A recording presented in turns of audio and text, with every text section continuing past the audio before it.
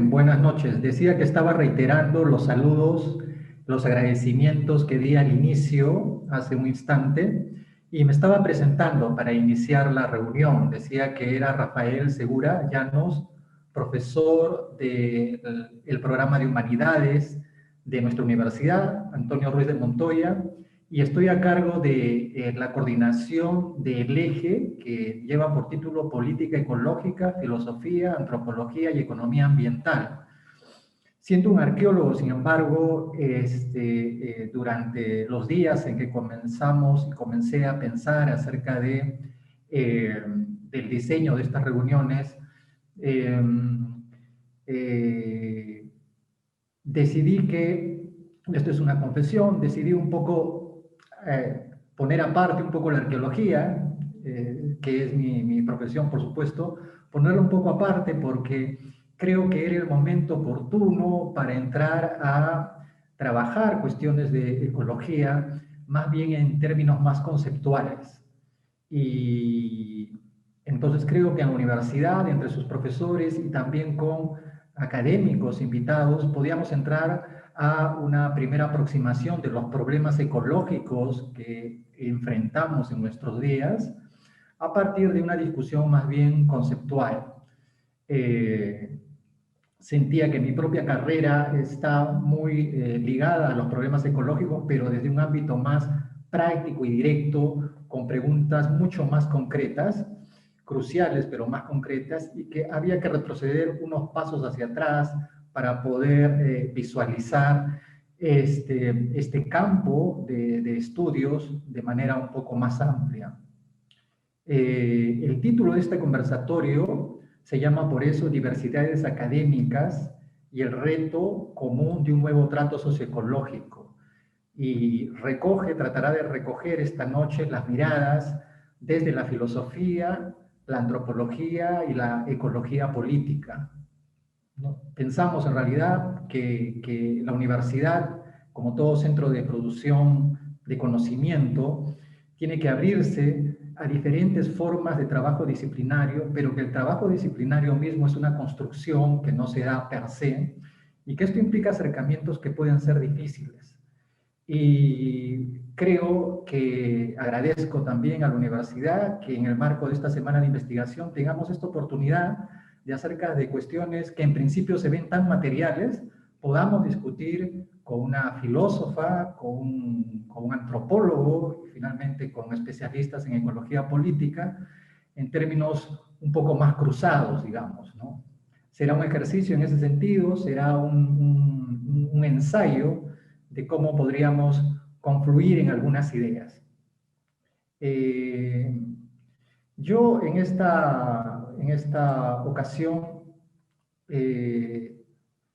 traté de recoger el espíritu también que tiene la universidad en el sentido de que el aporte de las humanidades o su aproximación a los problemas contemporáneos podrían ser más amplios y tratar de cruzar puentes entre las ciencias, las humanidades y el arte. Esta es la razón por la cual en este conversatorio vamos a tener no solo la participación de los académicos a quienes hemos invitado, sino también la participación de nuestros estudiantes con sus aportes artísticos, canciones, fotografías, poemas. Creo que el mensaje de esta reunión también es tratar de esbozar formas de acercamiento entre el arte, la ciencia, las humanidades, aun cuando los espacios puedan ser, digamos, muy reducidos en términos de tiempo como este, ¿no? Yo rescato también la idea de que nuestra universidad, que es una universidad que trata de prestar atención vigilante a lo que sucede a nuestro alrededor y que por ello precisamente ha enfocado una de sus líneas de trabajo, de interés, los problemas ecológicos. Rescato también que este espíritu de la universidad está muy en línea, por supuesto, con la encíclica Laudato Si del Papa Francisco. Y que esa casa de la cual habla tal encíclica es una casa que está enfermándose, que tiene problemas, que está padeciendo los resultados de nuestra propia conducta, además de los resultados propios de los procesos biológicos, naturales, geológicos y etcétera. Y en ese sentido, el problema que tenemos por delante con el cambio ambiental, con los problemas de población, con los problemas de alimentación, tienden a ser extremadamente complejos. Si nuestra casa está padeciendo y está enfermándose o está mostrando síntomas de problemas muy profundos, ¿qué podemos hacer nosotros? La pregunta que ha tratado de guiar este conversatorio es, desde nuestra propia profesión, desde nuestra propia acción académica y nuestra reflexión, ¿cuáles serían las causas de estos problemas que afrontamos y de qué manera podríamos proponer, esbozar o dónde podríamos visualizar posibles salidas para tratar de revertir esta suerte de agotamiento que estamos enfrentando? Entonces, en este conversatorio, básicamente vamos a desarrollar, después de mi presentación, dos bloques grandes de conversación. Una primera está referida a entender a los sujetos que investigan, y acá nosotros quisiéramos que nuestros invitados, panelistas, expongan un poco su particular posicionamiento dentro de la investigación de estos temas, cómo es que ellos se involucran en este tipo de problemática, viniendo de campos, en general, campos muy amplios, como el de la antropología o la filosofía. Y la segunda parte está destinada más bien a discutir más propiamente las posibles causas y compartir cómo es que estas causas de los problemas de ecológico que padecemos y las posibles formas de poder revertir este problema pueden ser puestas, digamos, en la mesa y compartirlas, y a partir de eso, en el último bloque, con las preguntas que yo pueda hacer o con las preguntas que pueden hacer los asistentes, podamos tratar de dialogar a partir de lo que se ha expuesto en los dos primeros. Entre cada uno de estos bloques vamos a compartir con ayuda de Jessica Contreras, que nos asiste en las cuestiones técnicas de esta reunión. Vamos a compartir los trabajos de los chicos, de nuestros estudiantes, para tratar de ir matizando, ir haciendo esta invitación de que problemas como este no solo conciernen o no solo competen al pensar, sino también necesitan del sentir. Y también sentimos de diferentes formas desde nuestras particulares posiciones en el mundo. Y por eso es que estos chicos son chicos y chicas, son de Lima, son de provincia, y etcétera. Los tiempos yo los voy a controlar. Los panelistas, nuestros panelistas tienen ya una idea de los tiempos máximos, así que yo les avisaré si es que estamos transgrediendo esos límites. Bien, dicho eso, quisiera presentar a nuestros invitados. Entonces, rápidamente, primero que nada, quisiera presentar a Soledad Escalante, profesora de la Universidad Ruiz de Montoya. Ella es filósofa y socióloga por la Universidad Católica del Perú. Es doctora en filosofía, con especialidad en filosofía social por la Universidad Johann Wolfgang Goethe de Frankfurt, en Alemania. Obtuvo maestrías en filosofía, sociología, filología románica en la Universidad de Friburgo, en Alemania.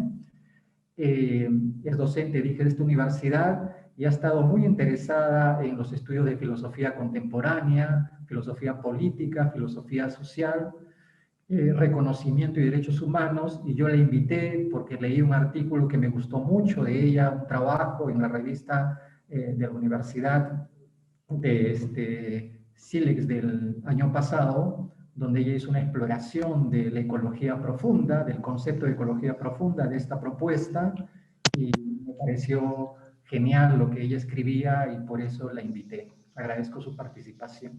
Luego tenemos a Guillermo Salas Carreño, le agradezco también. Él es colega, antropólogo de la Universidad Católica, tiene una maestría, es máster en Ciencias Sociales por la Universidad de Chicago y doctor en Antropología por la Universidad de Michigan. Guillermo es profesor del Departamento de Ciencias Sociales de su universidad, de la Católica. Ha investigado sobre las relaciones entre la gran minería y las poblaciones rurales, sobre las formas de socialidad indígena andina, y ha escrito libros muy interesantes también, muy didácticos, muy inspiradores, diría yo. Algunos de ellos he tenido oportunidad de leer, y varios artículos en revistas académicas. Su producción literaria ha estado centrada, por ejemplo, en el parentesco, en el uso de la comida, en la cohabitación de los espacios. Estoy hablando de uno de los libros que ha recibido más atención, por lo menos de mi parte, digamos. Y finalmente tenemos a Bruno Portillo. Él es ingeniero en industrias alimentarias por la Universidad Agraria La Molina. Es magíster en Ciencias en Ecología Humana del Departamento de Geografía Humana de la Universidad de Lund, en Suecia, con estudios de posgrado en estudios de la ciencia y tecnología por esa misma universidad. Es docente, decía, aquí en La Ruiz, en las especialidades de Economía y Gestión Ambiental y de Ciencia Política, y su trabajo académico se centra especialmente en economía ecológica, en humanidades ambientales, en las investigaciones de sistemas socioagroalimentarios, en metabolismo social urbano y en las economías comunitarias. Así que creo que tenemos un panel bastante competente y demostrablemente bastante preocupado por las formas de aproximación a las relaciones entre los seres humanos y el medio ambiente. Y en el bloque de estudiantes contamos con los aportes de Bikut Sanchun, es un estudiante ahuajún, aquí en la universidad, es egresado, entiendo, recientemente de la Escuela de Economía y Gestión Ambiental, es poeta. Bikut precisamente lee algunos de sus poemas, leerá en versión grabada algunos de sus poemas esta noche. También contamos con el aporte de Micaela Valdivia, que también se dedica a la poesía y a la fotografía, y es estudiante de la carrera de Ciencias Políticas, y ha preparado también una participación con imágenes muy interesante. Catherine Fernández es nuestra tercera estudiante, ella es natural de Ayacucho, estudiante de la carrera de Derecho, y también ha preparado una poesía con una recreación andina. Y finalmente contamos con el aporte de Luis Carlos Pazaro, que es estudiante de administración. Él ha compuesto una canción y él mismo la interpreta precisamente para esta oportunidad, inspirado también, digamos, en sus experiencias, los sentimientos que él tiene con relación al mundo natural y a los seres humanos. Entonces, dicho eso, espero no haberme olvidado, o pido perdón si es que he hecho las referencias de manera no completas. Dicho eso, yo quisiera que con ayuda de Jessica Contreras podamos observar primero el aporte artístico de Micaela Valdivia, que es un aporte, un pequeño poema de 4 minutos, y después podemos empezar con el primer bloque de conversación.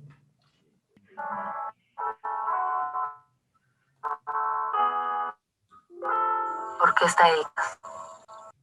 El adiós fue la génesis de nuestra generación y la anestesia más fuerte fue la del sistema. El camino se va haciendo en reversa. Esta es la prueba material del fértil. Siento cosquillas en el cuerpo.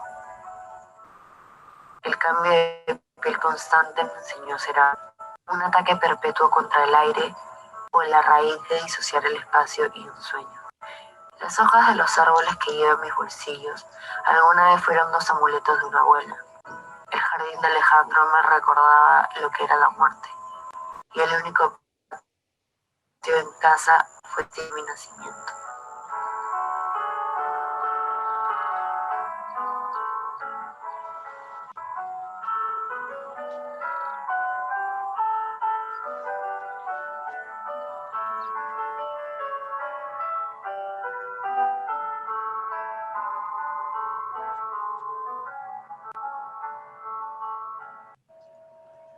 Ok, gracias Jessica. Posiblemente estamos teniendo problemas con, digamos, la calidad del audio, que es evidentemente se debe al uso de la red que estamos haciendo en este momento, porque los trabajos se observan muy bien, digamos, de manera independiente en la computadora o el celular. Pero los breves versos de Micaela hacían referencia a los espacios, probablemente ustedes no llegaron a escucharlo bien, cuando ella me lo presentó me hablaba de la familia, y entonces en términos de la familia nosotros podríamos pensar cómo es que nosotros nos convertimos en investigadores, probablemente relaciones familiares, relaciones amicales o las mismas, digamos, oportunidades que hemos tenido en la vida académica nos han llevado, digamos, a que finalmente nos aboquemos o nos centremos en el estudio de los problemas humanos y ecológicos.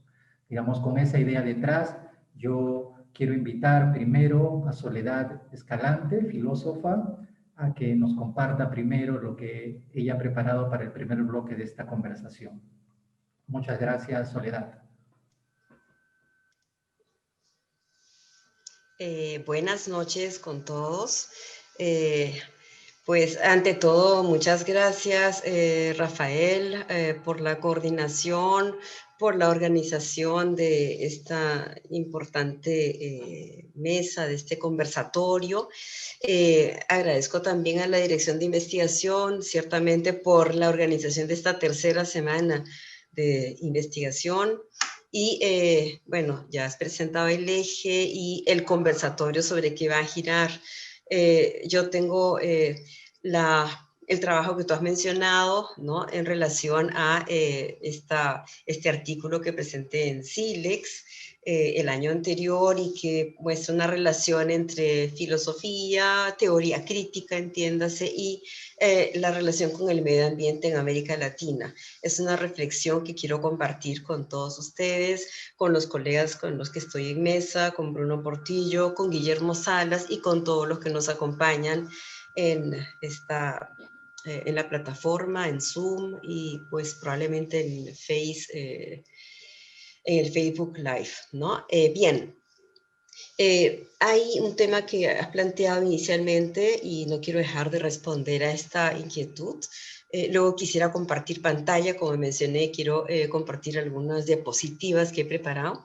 Y sí, cómo uno se forja como investigador, cómo así se desarrolla, ¿no?, en materias de ciencias humanas, problemas ecológicos.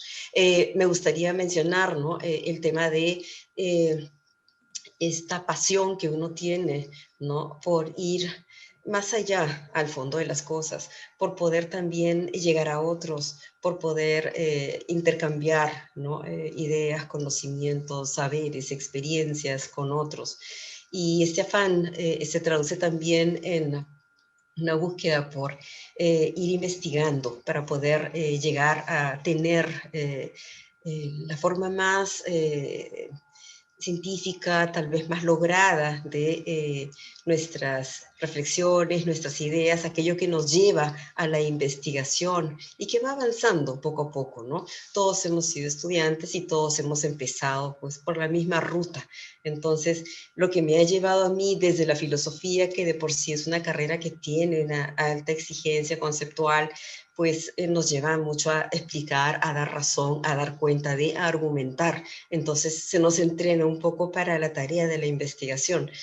Y de otro lado, pues mi preocupación por los problemas humanos, por los problemas ecológicos, viene de mi interés por la teoría crítica y por lo que vengo investigando hace muchos años ya en la Escuela de Frankfurt, más específicamente.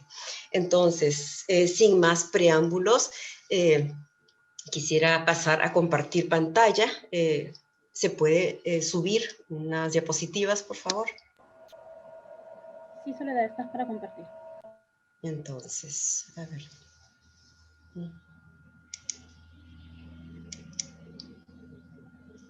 Ok. ¿Están viendo allí la pantalla? ¿La estoy compartiendo? En este momento ¿Sí? no la vemos. En este momento no la vemos todavía.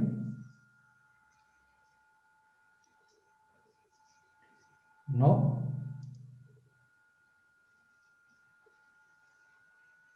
Está conectando, me dice aquí. Creo que demora un poquito.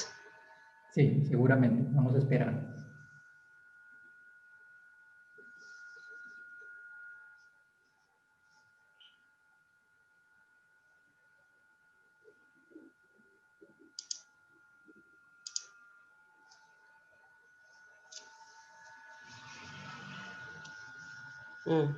Creo que no está compartiendo todavía, ¿verdad? No, todavía no. A ver, voy a cerrar y volver a compartir. Vamos a ver si es que me permite. Y creo que he cerrado mi documento. Esperen un segundo porque... A ver.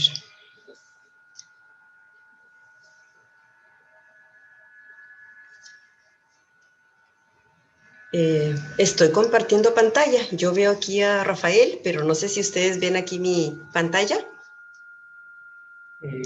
No, entiendo que no la vemos. Yo tampoco no la veo, Soledad. Extraño, a ver un momentito. Nuevamente. ¿Alguna indicación, Jessica? Sí, porque de repente... Está A ver. como coanfitriona. En todo caso, si no, Soledad, soy Jessica Contreras. Envíamelo al WhatsApp para podértelo pasar. ¿Sí? A ver. Con el correo. A ver, vamos a ver, es que no lo tengo aquí directamente. Voy a intentarlo nuevamente porque me llama la atención. Aquí me está dando a compartir y estoy haciendo esto, pero...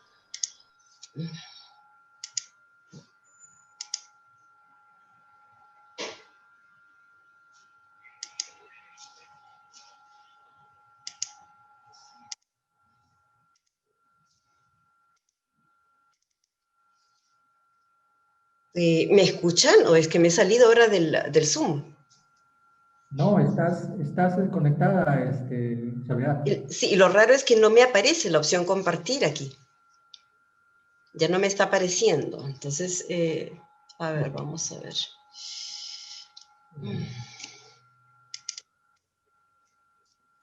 Ahora sales tú. Bueno. Ahora salgo yo. Sí, Sí. pero no sé por qué no se comparte la pantalla. Esto me llama la atención porque de repente es claro, como dicen, estamos aquí con este tema y voy a ver si es que puedo enviarlo de repente por el... Soledad, te voy a hacer... Soledad, te voy a hacer hospedadora y después me lo devuelves. No hay problema. A ver si con eso te sale, porque debería salir con confusión. Sí, porque no estoy logrando entrar, mira. Ahora, por favor. A ver. Ya, vamos a ver. Y...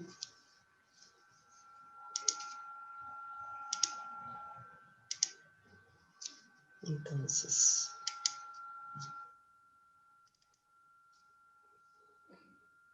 creo que ahora sí se está compartiendo.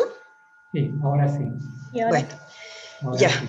perfecto. Entonces, bien, sí, tengo este trabajo que he hecho, ¿no? Que es una síntesis de la propuesta que publiqué el año anterior a modo de artículo en la revista Silex, ¿no? La he repensado como la ecología profunda en respuesta a la crisis ambiental, ¿no? Repensando el medio ambiente desde América Latina.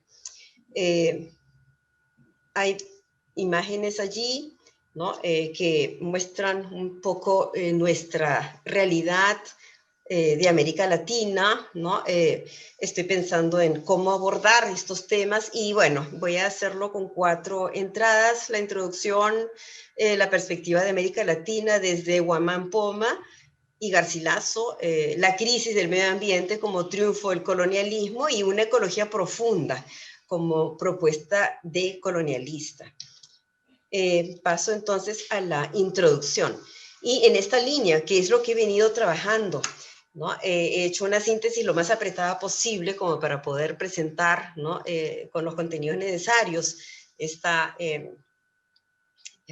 artículo que presenté el año anterior. Bueno, ¿qué explora este trabajo? Pues las ideas de Arne Næss sobre el cambio de paradigma entre una ética antropocéntrica, ¿no? Hacia una ética biocéntrica, en el marco de una ecología profunda que contrasta con una superficial, ¿no? En este caso hemos estudiado, bueno, algunas peculiaridades en América Latina para poder establecer el vínculo entre el colonialismo y la depredación ecológica, ¿no? Así como la deshumanización de lo indígena. Desde el punto de vista de la decolonización, también es importante considerar la teoría crítica del pensamiento post-hegeliano que está reflejada en la Escuela de Frankfurt, ¿no? Podemos considerar que la crítica a la modernidad encaja completamente con la mentalidad del imperialismo y la colonización, ¿no? Esto tiene un impacto directo en la relación entre la ecología y las sociedades que han sido despojadas de las formas de vida antiguas para ser reemplazadas por la cultura industrial de países del tercer mundo. Voy a tratar de avanzar para, en fin, no tomar más tiempo del que tengo.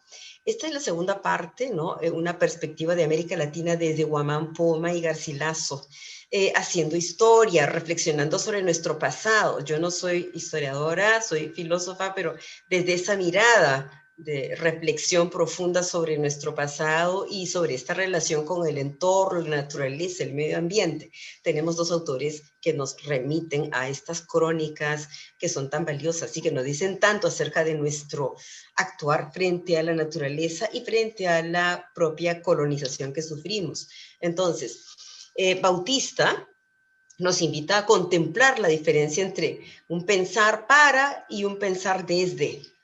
Cuando pensamos para, incurrimos en un objetivismo y supone un modelo clásico de la razón instrumental que defienden los modernos. El pensar desde nos compele a un descentralismo con un carácter más cercano a la fenomenología, es decir, a entender el mundo desde lo que aparece a nuestra conciencia, desde cómo nosotros nos sentimos en relación a lo que aparece, ¿no? Es esta segunda perspectiva la más importante, en el sentido en que suspendemos los datos colaterales de lo contemplado para limitarnos a lo dado, respetando aquello que tiene que decirnos. Aquí vemos claramente, hay una irrupción en la naturaleza, hay un corte profundo en la naturaleza, ¿no? Y uno puede decir, bueno, sí, es necesario, hay que hacer vías de comunicación, hay que hacer carreteras, hay que hacer, en fin, rutas que permitan comunicar, sí, pero a veces irrumpimos en la naturaleza de manera agresiva,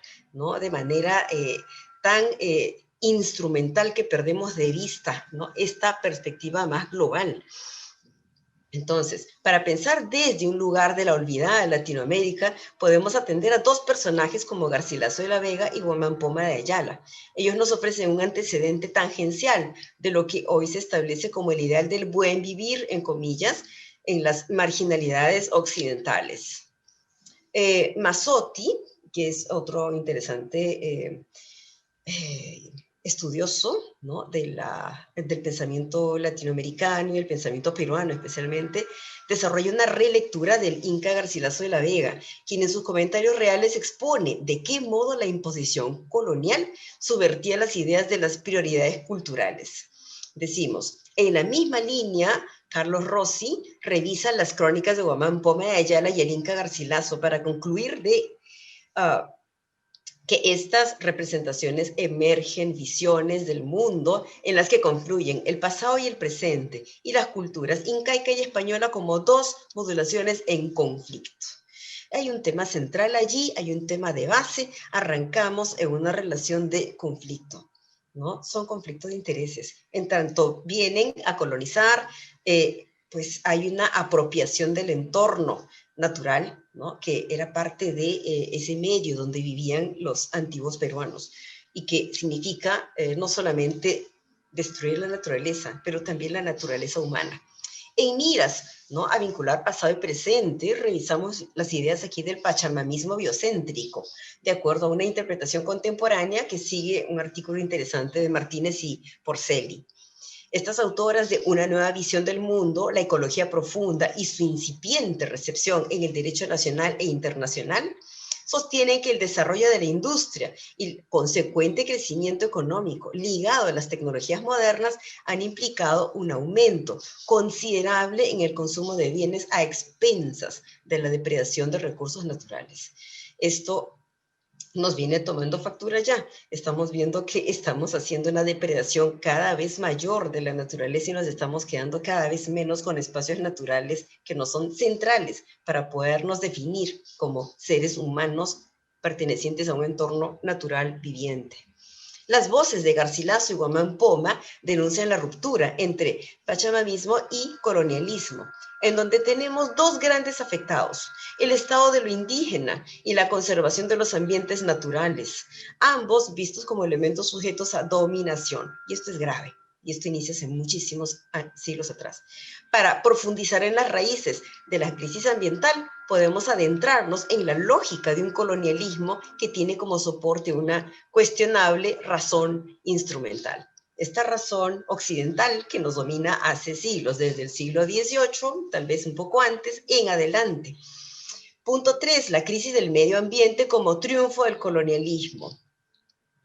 Y aquí hablamos de la crisis ambiental, ¿no? Si queremos rastrear el problema esencial de la crisis ambiental, debemos considerar que el hombre ha incurrido culturalmente en un discurso liderado por los ideales modernos y la lógica colonialista, la cual hace suyos los elementos de instrumentalización en pos del dominio hegemónico. Los elementos que criticaban Garcilaso y Guamán Poma no son distintos. Leer las crónicas, ¿no?, de Guamán Poma, de Garcilaso, nos permiten ver cuán expresivo es el dolor con el que se refleja en estos escritos, cómo se está dañando el entorno, cómo se está dañando la propia cosmovisión, la vida misma de aquellas personas que tenían su naturaleza, su mundo, ¿no? Y aquí rozan, chocan, ¿no? Hay intereses distintos. Miñolo dice en el sentido de que no puede haber modernidad sin colonialidad.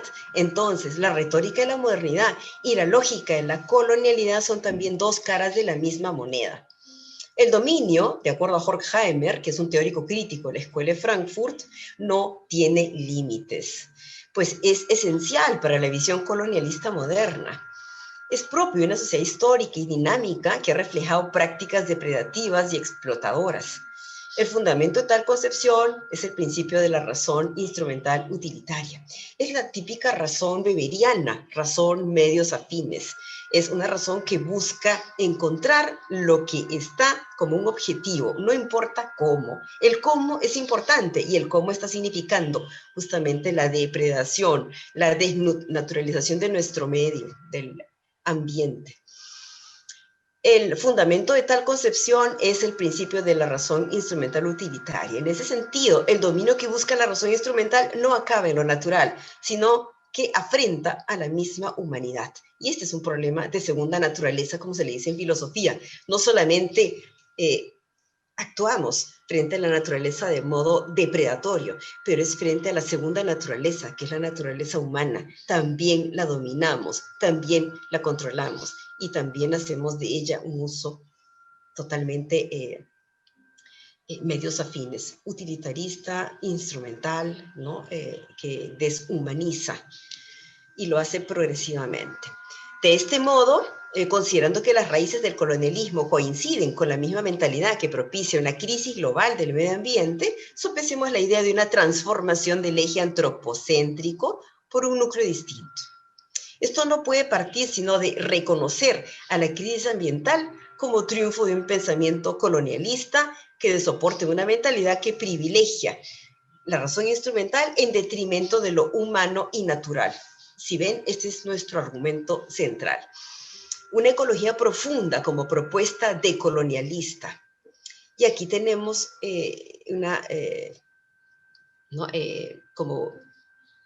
es difícil lograr una propuesta que sea algo más propicia, ¿no? Para tener una relación más humana con la naturaleza, para acercarnos como nos corresponde, de manera natural a nuestro entorno.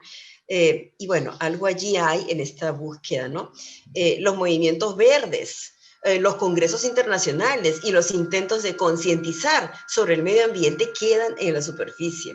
A partir de una reunión de las Naciones Unidas, Arne Næss sostuvo que podemos identificar un trato derivado de una versión clásica de la ciencia, como una ecología superficial, contrapuesta a una necesaria ecología profunda. Ecología profunda quiere decir desde una teoría crítica que piense en la naturaleza, en su conservación, y esto no para fines, como decimos, solo exclusivamente para nuestro bien, es para el bien natural, es para el bien como entorno también animal, vivo, todo aquello que nos rodea, ¿no? También con las plantas, también, es decir, no solamente es el entorno humano, hay más que ello.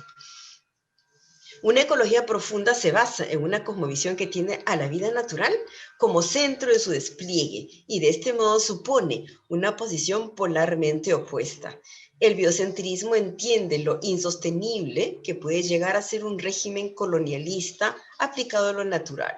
Por esa razón busca que se propague una estimulación de comportamientos críticos, como vengo diciendo, que fomenten en el individuo un activismo lúcido. Y esto es fundamental, ¿no? Lo que vienen haciendo los movimientos ecologistas es fundamental para poder rescatar lo que nos queda de naturaleza, para poder rescatar nuestro entorno. Estamos depredando de una manera drástica, dramática. Hay cifras al respecto, hay cifras que son alarmantes, ¿no?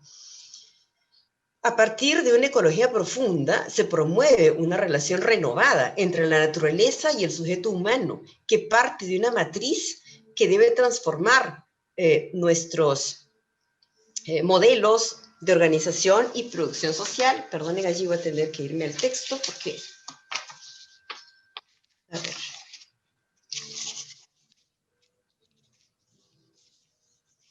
Lo repito entonces.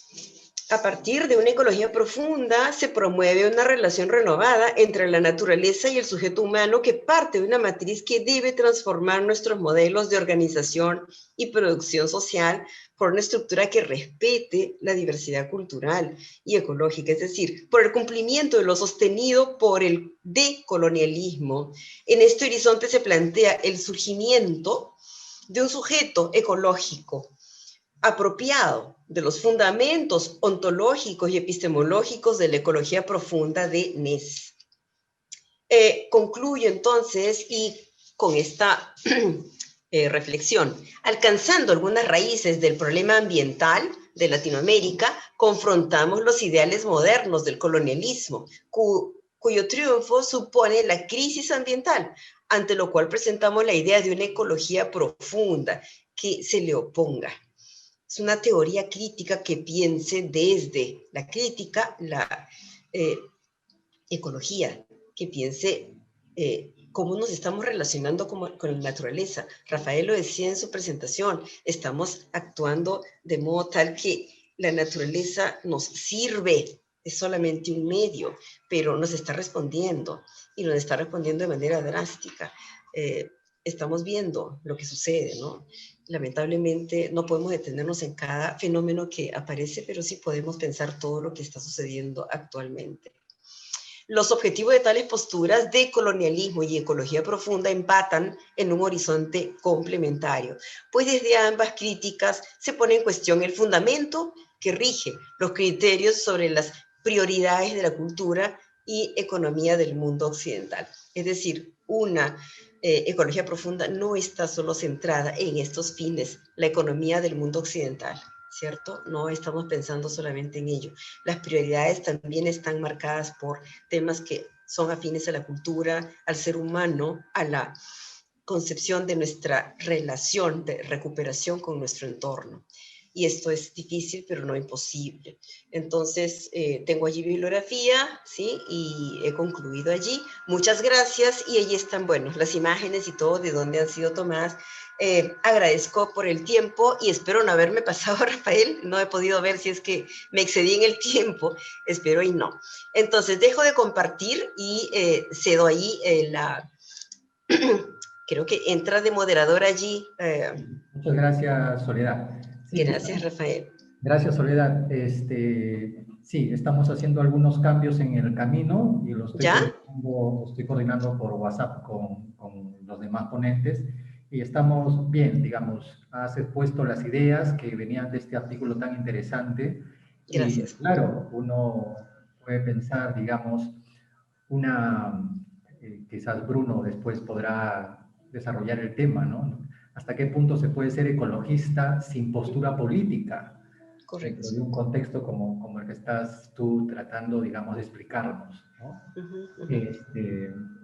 Pero bien, podemos después retomar eso en la ronda de preguntas al final. Excelente. Gracias, Soledad. En los Andes del Perú, entonces tenemos, Soledad acaba de hacer una rememoración, ha conectado su reflexión con los trabajos de personajes tan importantes en la historia del Perú, como Garcilaso, Andín Noel, como Guamán Poma de Ayala, Andín Noel.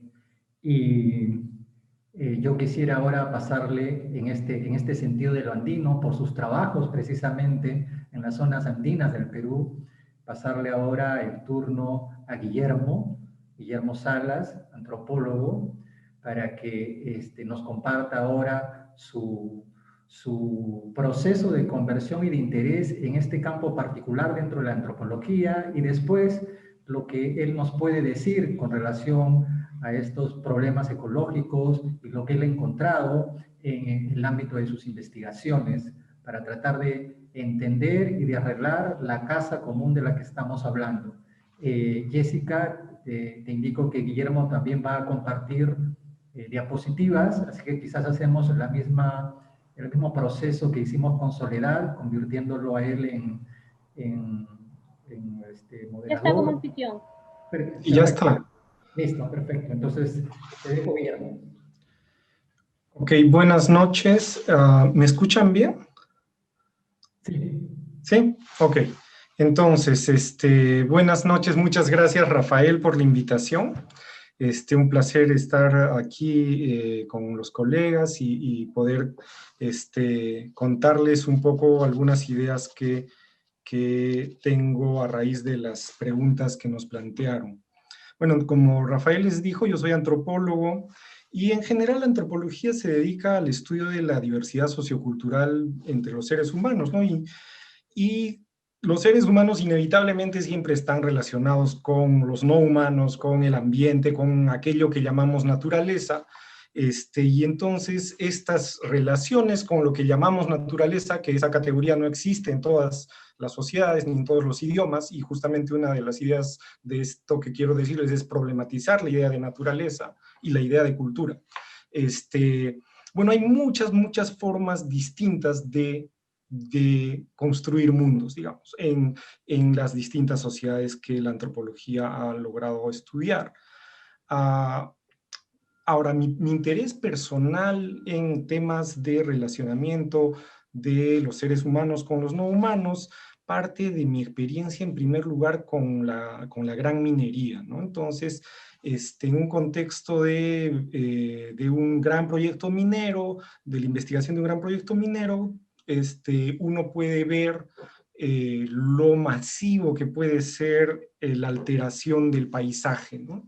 Entonces, en contexto de Puna, donde la práctica social habitual era el pastoreo de Puna,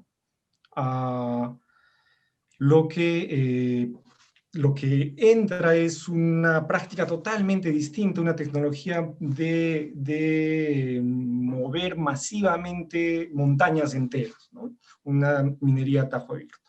Entonces eso nos da una idea de la magnitud de la forma en que cierto tipo de tecnologías puede transformar lo que habitualmente llamamos medio ambiente, ¿no? Y eso nos da una magnitud de esta discusión que hay actualmente de la idea del antropoceno, que no sé si alguno de ustedes lo ha escuchado, que es la idea de que estamos en una nueva era geológica en la cual los seres humanos tienen una actividad de tal magnitud que se asemejan al impacto que tendría una fuerza geológica. O sea, que están moldeando, están modificando esta casa que tenemos, el mundo, de una manera sin precedentes.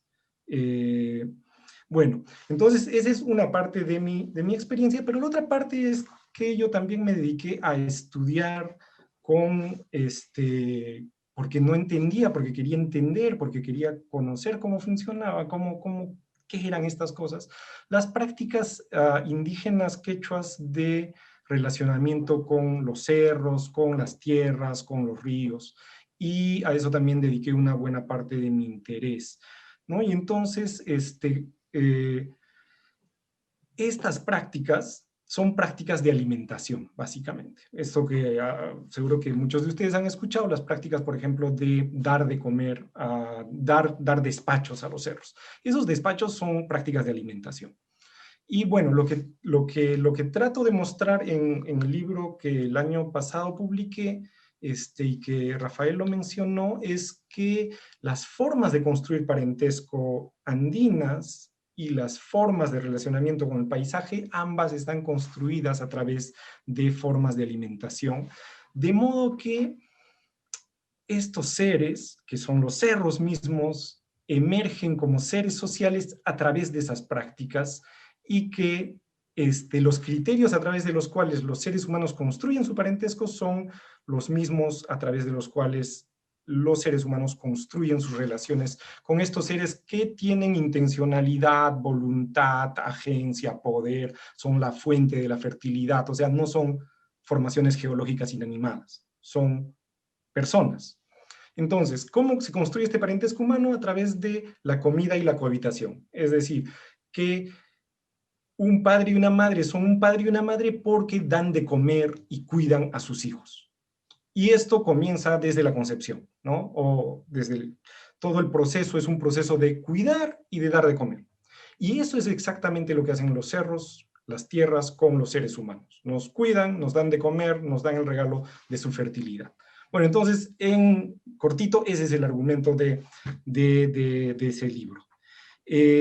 Entonces, en antropología hay un montón de formas de estudiar esta relación de los seres humanos con el medio ambiente, pero en estos minutos quisiera hablar un poco de la ontología política y de los conflictos ontológicos. Y esto es un asunto que tiene que ver, no es una discusión, una serie de discusiones que están habiendo en antropología que obviamente rebasan a la antropología, que están en diálogo con filosofía, con estudios de ciencia, tecnología y sociedad, con etnografía antropológica de mundos indígenas. Entonces es un diálogo transdisciplinario muy complejo. Y no estoy seguro que voy a poder hacerle justicia en los pocos minutos que tengo. Pero para entrar a ese tema quería mostrarles, y voy a compartir, ¿dónde está mi presentación? Acá. ¿Ven mi presentación? Sí. Sí, ok. Entonces lo que les estoy mostrando es la montaña Capia, el cerro Capia. Esto está en Yunguyo, y esto está en la frontera con Bolivia, ¿no? Esta línea que ven acá es la frontera entre Perú y Bolivia, este es el lago Titicaca, y este es el cerro Capia. Entonces, esta es una imagen de Google Maps, y digamos desde la punta del Capia se ve más o menos así hacia el lago, ¿no? Estamos ahí viendo desde la punta del Capia. Entonces, el 2011 hubieron unas tremendas protestas aquí, en todo Puno, en parte debidas a que las comunidades de Yunguyo, las comunidades aymaras de Yunguyo, no querían que se haga minería aquí, en este cerro. ¿Y cuál era la razón? La razón era que era un apu. Entonces, este era un ser con intencionalidad, con agencia, con capacidad de proveer fertilidad, que al mismo tiempo es este asunto material, es esta tierra, estas rocas, esto que experimentamos como desde nuestros mundos, desde un mundo que está fundado en la modernidad, como una cosa inanimada, ¿no? Entonces fueron tal magnitud las protestas en 2011 que al final el Estado cedió y aceptó no hacer minería allí. Y entonces, ¿en qué términos aceptó no hacer minería? Uno, porque dijo que, bueno, allí era un espacio de reserva paisajística y había cierto tipo de plantitas y de animalitos que había que cuidar, entonces no había que hacer minería porque, por razones de que esto era un espacio natural importante.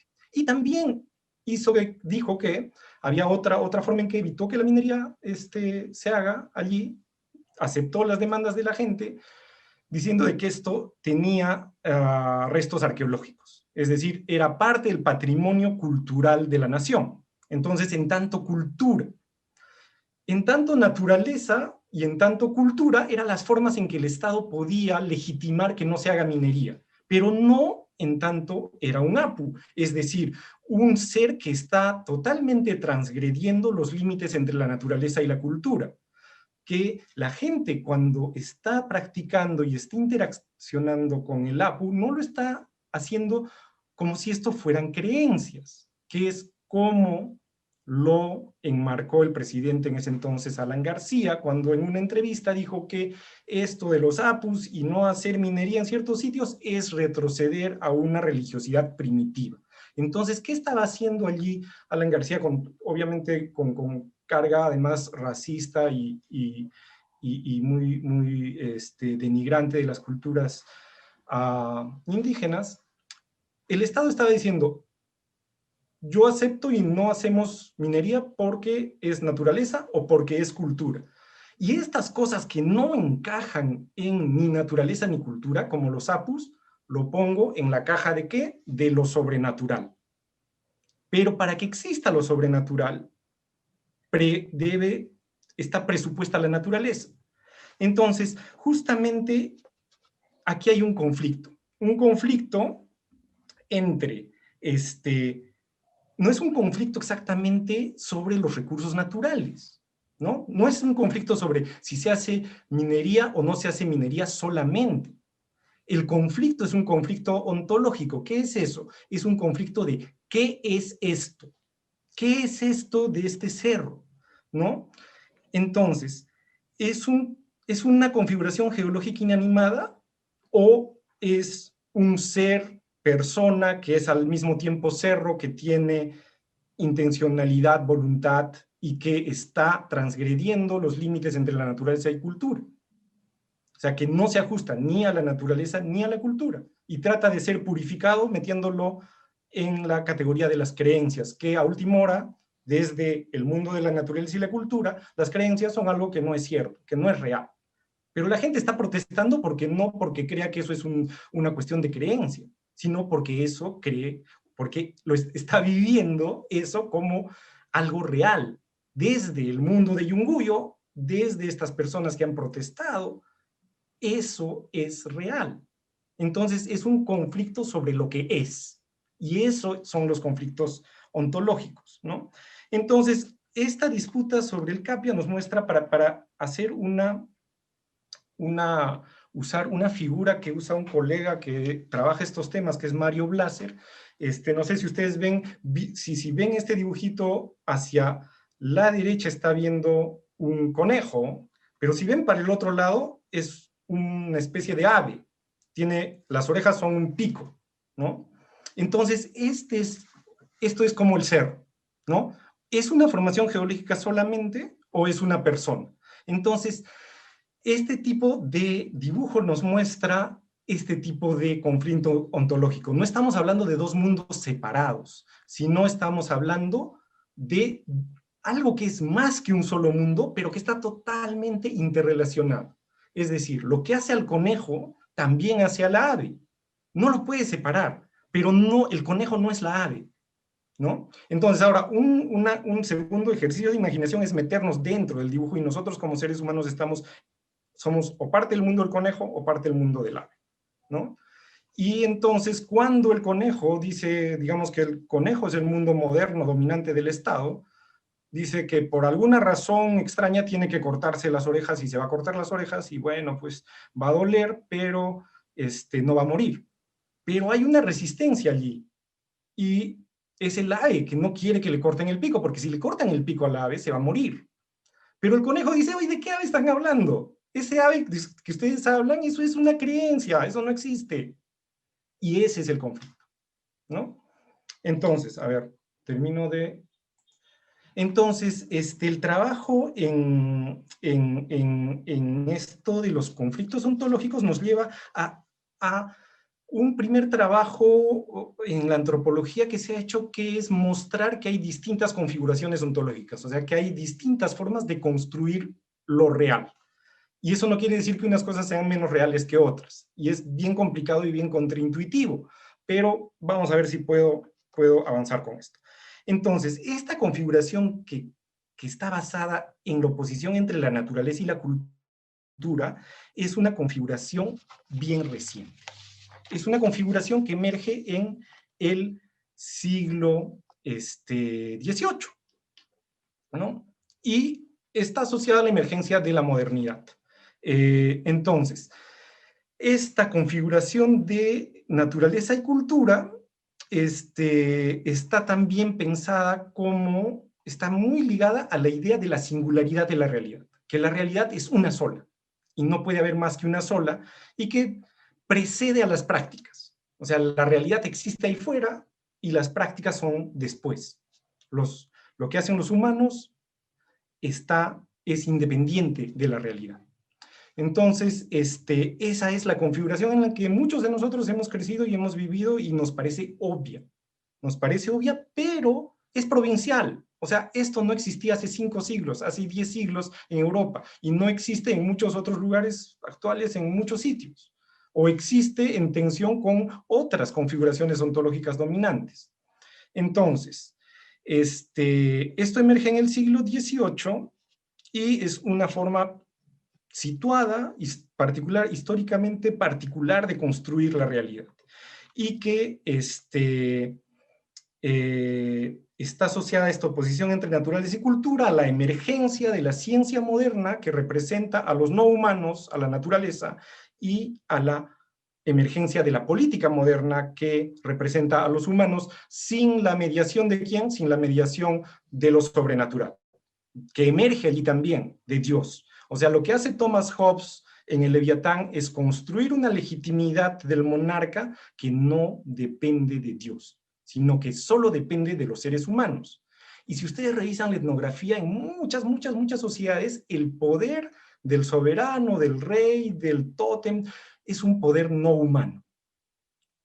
Lo que hace Hobbes es crear esta esfera del humano separada de lo no humano, y crear la legitimidad de la política que emerja solamente de lo humano. Entonces, con la emergencia de la ciencia, y lo que le estoy hablando está en este libro de Bruno Latour, que se llama Nunca fuimos modernos, que probablemente varios de ustedes lo conocen. Esto emerge, y él usa esta disputa entre Hobbes y Boyle, que es quien desarrolla el experimento científico. Se crea esta división entre humanos y no humanos. Y Bruno Latour dice que para que exista esta diferencia entre naturaleza y sociedad, tiene que existir constantemente un trabajo de purificación, de separar la naturaleza de la sociedad, de separarla todo el tiempo. Hay un montón de instituciones dedicadas a separarla. ¿Por qué? Porque nunca pueden estar separadas, porque siempre se están mezclando. Y entonces siempre hay que estar purificando. Pero ¿qué es lo que legitima ese trabajo de purificación? Lo que Latour va a llamar el trabajo de mediación. Es decir, que como hay este convencimiento que son dos esferas separadas. Eso le permite a los modernos hacer una intervención en lo no humano de una manera sin precedentes en la historia de la humanidad. O sea, bueno, que justamente es lo que estaba mencionando Soledad, que la modernidad, asociada a la modernidad, el capitalismo y todos estos ismos que emergen con el capitalismo, ¿no? Los estados-nación, nacionalismo, racismo, colonialismo, está íntimamente ligada con la economía de los combustibles fósiles, ¿no? Entonces, Chakrabarty, un historiador, también dice, cuando habla justamente de la crisis climática, dice que el edificio de las promesas de la modernidad, estas promesas de la libertad, de la racionalidad, del progreso, están construidas sobre un cimiento de combustibles fósiles, de la economía de los combustibles fósiles. Y la economía de los combustibles fósiles está claramente relacionada, y eso no hay ninguna controversia en la ciencia, con el calentamiento global, ¿no? Entonces tenemos que la modernidad, esta separación, esta construcción ontológica entre naturaleza y cultura, naturaleza y sociedad, está íntimamente vinculada con la aceleración de las concentraciones de CO2 en la atmósfera y el cambio climático, ¿no? Entonces, por eso mucha gente, en vez de decir antropoceno, dice capitaloceno, ¿no? O sea, que no es que toda la humanidad tenga la responsabilidad en el cambio climático, sino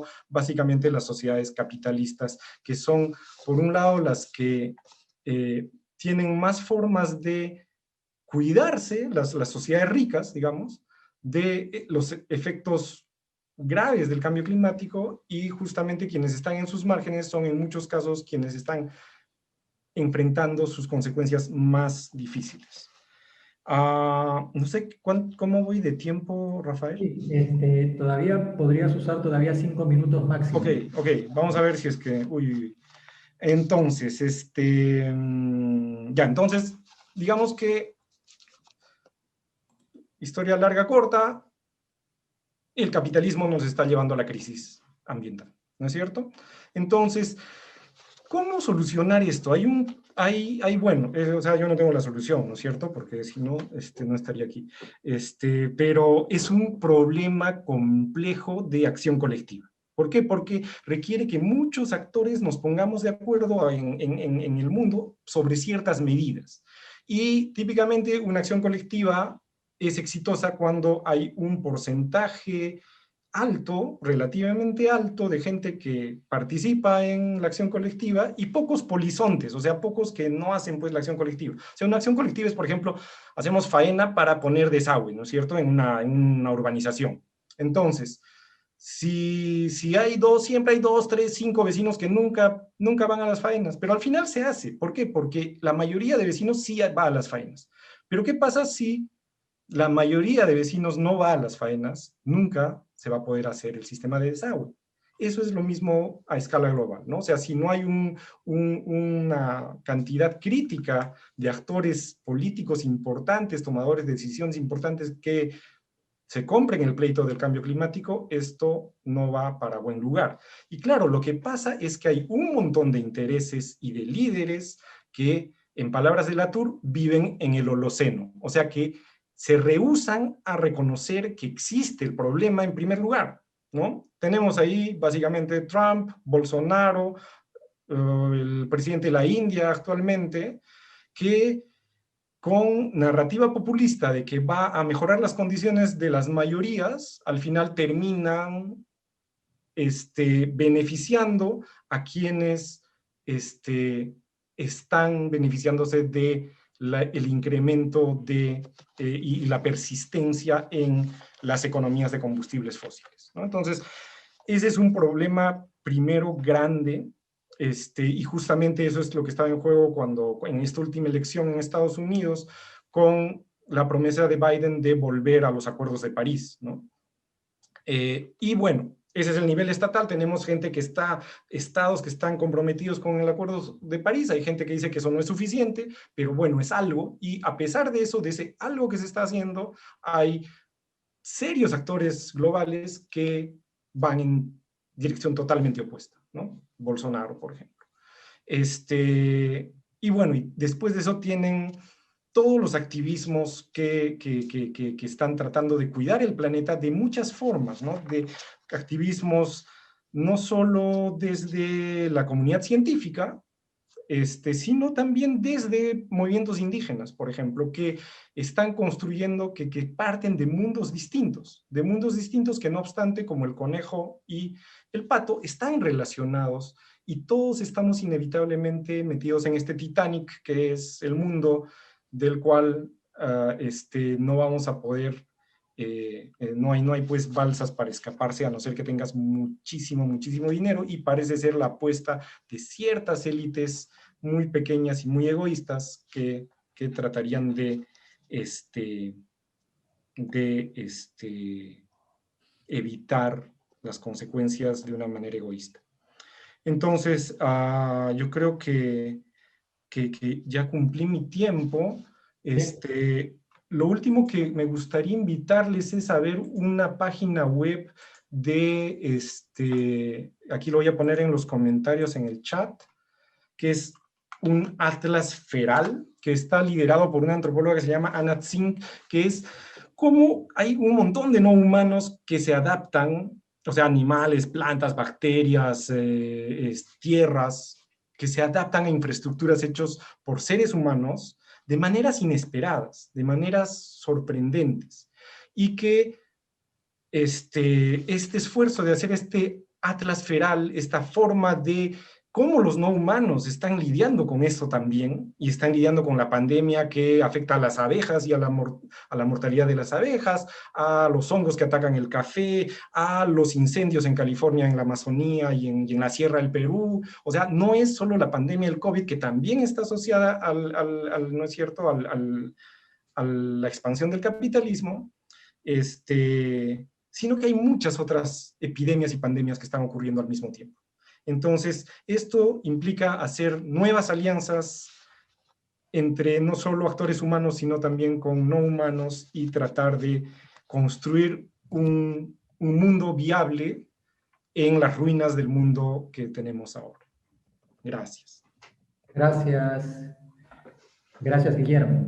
En efecto, te agradezco mucho la exposición que has hecho. Los arqueólogos lidiamos con estos temas ontológicos cuando, además de la barrera de la interpretación, tenemos que ver situaciones tan sorprendentes como el enterramiento de cosas, porque estamos acostumbrados en el mundo moderno a enterrar seres humanos, pero difícilmente podemos ver en nuestra modernidad el enterramiento ritual de edificios enteros, con ojos, con sonrisas. Es la vida poblando absolutamente todo, ¿no? Exacto. Entonces, el ejemplo que tú dabas ahora al iniciar tu exposición, digamos, calza muy bien con estos hallazgos arqueológicos para quienes a veces representa todo un reto de interpretación, ¿no? Nos quedamos cortos porque amerita una cuestión, amerita algo que tú también trabajas brevemente, solo voy a decirlo muy brevemente en tu publicación, amerita toda una recomposición del lenguaje para poder evidentemente captar estas realidades, ¿verdad?, que están más allá de nuestra realidad formal, de la manera en que hemos construido esta realidad, digamos, ¿no? Así que, bien, muchas gracias, Guillermo. Yo quisiera entonces ahora, con ayuda de Jessica, pasar el aporte artístico de Bikut Sanchung. Ojalá se pueda escuchar también como se escuchó el anterior.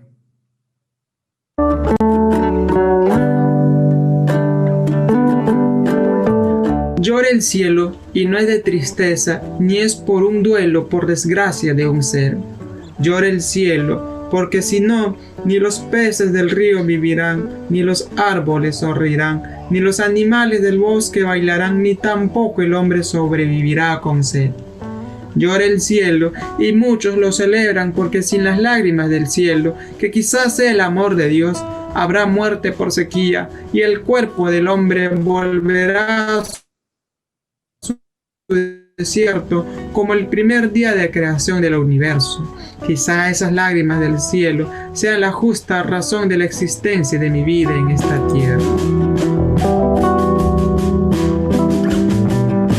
Tumbado en la esquina, saboreo el olor del pan. Su olor penetra en mi estómago. Dentro parpadea y deja llover vómitos del trueno. Mi estómago aúlla frente al olor del pan. Ante ello brota una serpiente quien se engancha en mi hambre. Sigo tumbado en medio del orín de los borrachos del pueblo. Bajo el pie del poste saboreo el olor del pan. También saboreo al costado de la panadería. Parado ante la vista de los civilizados, con mis ojos dibujo mi pan imaginario. El cuadro de dibujo lo guardo para mi cena o para cuando mis tripas lloren de hambre, o cuando esté a punto de morir expondré mi pan imaginario. Cuando la muerte se acerque los tragaré con todo el poder del hambre.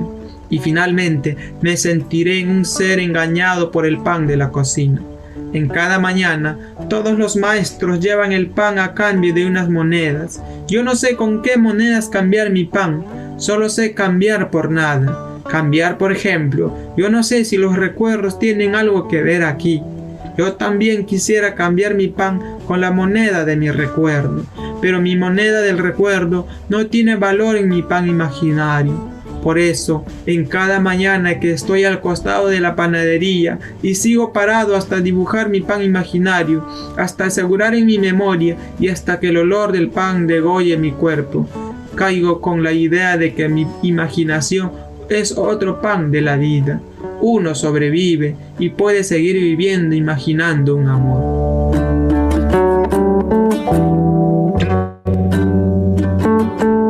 Cada vez que siento el calor del sol, siento los brazos de mi pueblo.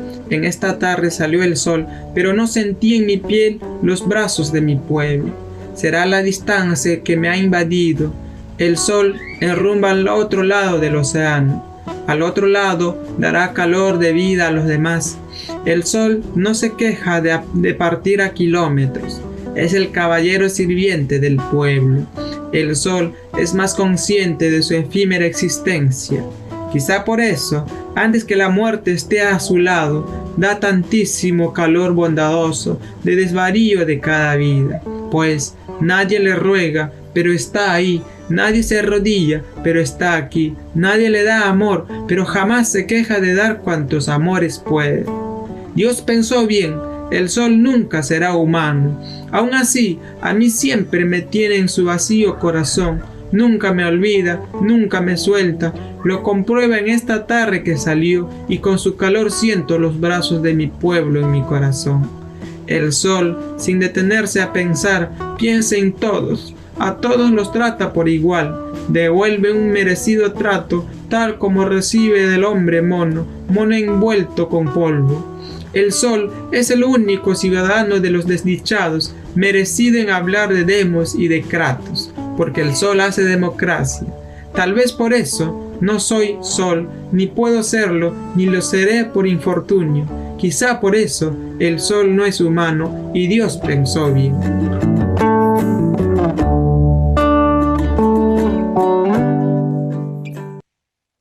Gracias, Jessica. Gracias a Vikut también por los poemas. Él terminaba con el sol democrático, ¿no? Y hablaba de democracia, hablaba del pan, de los alimentos, de problemas de alimentación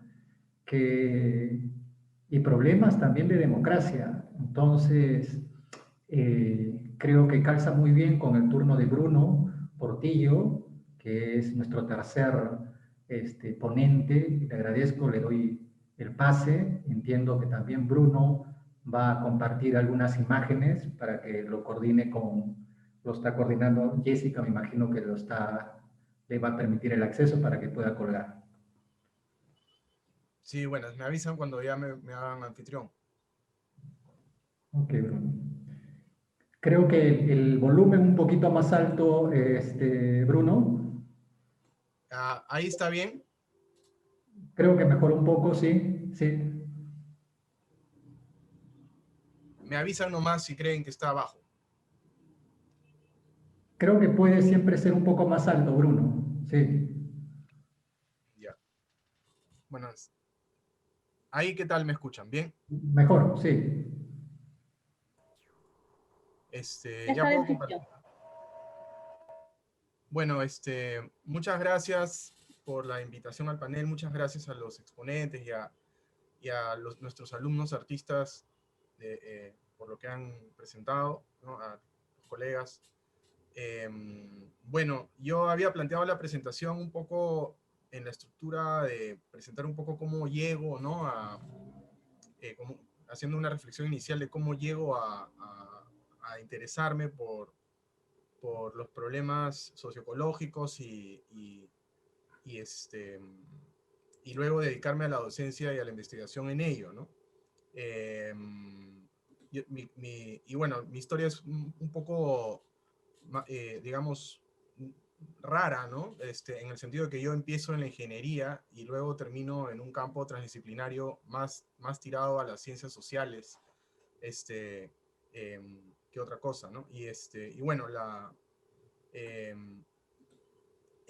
ruta fue que cuando yo terminaba de estudiar ingeniería, ¿no? Me daba cuenta de que el trabajo que iba a ser muy instrumental, ¿no? No iba a ser muy creativo. Y de alguna forma, cuando yo empecé inmaduro la universidad, pensé que iba a poder hacer una suerte en la secundaria me acuerdo que pensaba que iba a poder solucionar problemas grandes, ¿no?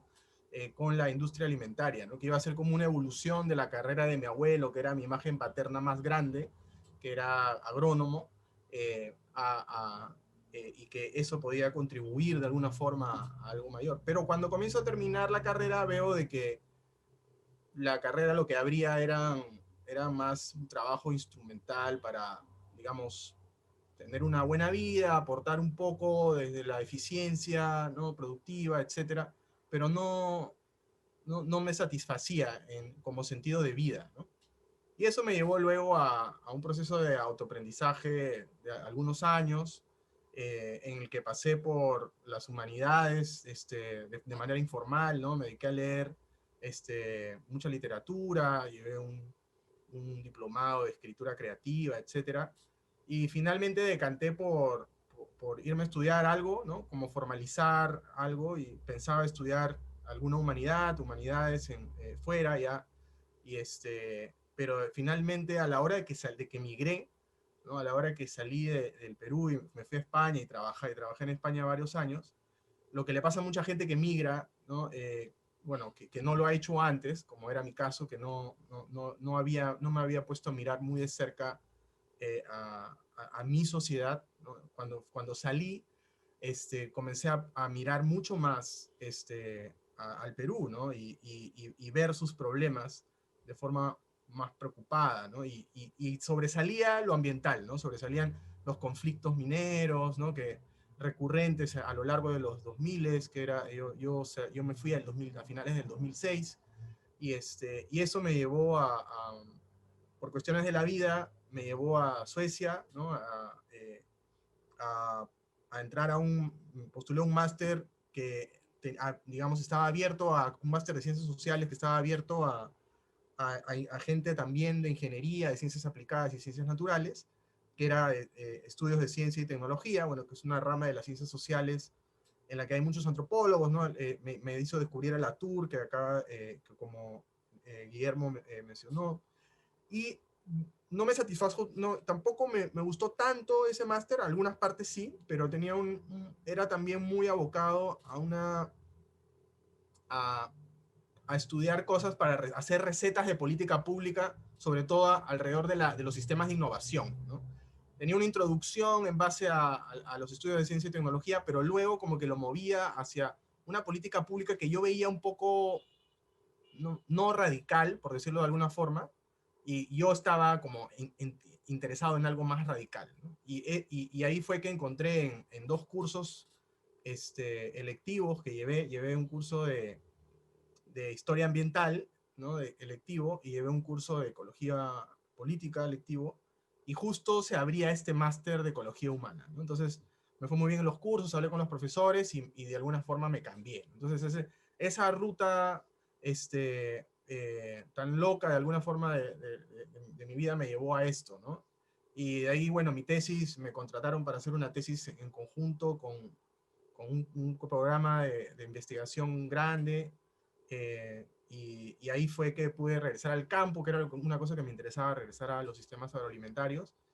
Y luego eso fue, bueno, un poco, a partir de esa tesis, ¿no? Luego ya regresé al Perú y comencé a enseñar, y ahora estoy con este proyecto que les voy a presentar ahora, ¿no? Que es un proyecto que llevo trabajando varios años. Espero poder publicar algo dentro de poco sobre él, ¿no? Y eventualmente ver, todavía estoy un poco con miedo de meterme a algún programa doctoral, entonces quiero que, como ya estoy un poco viejo, quiero que calce bien con lo que tengo en vida ahorita, como está mi vida ahora, y bueno, aquí estoy, ¿no? Entonces, bueno, sin más, voy un poco a lo que quería presentarles, ¿no? Que lo organicé de una forma un poco más dispersa, ¿no? Porque pensé que iba a tener menos tiempo para esa parte, pero bueno, ahí vamos a ver.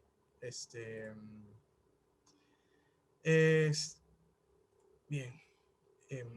Bueno, le titulé esto La crisis ecológica, ¿no? Apuntes sobre rumbos y respuestas desde la ecología política y la economía ecológica.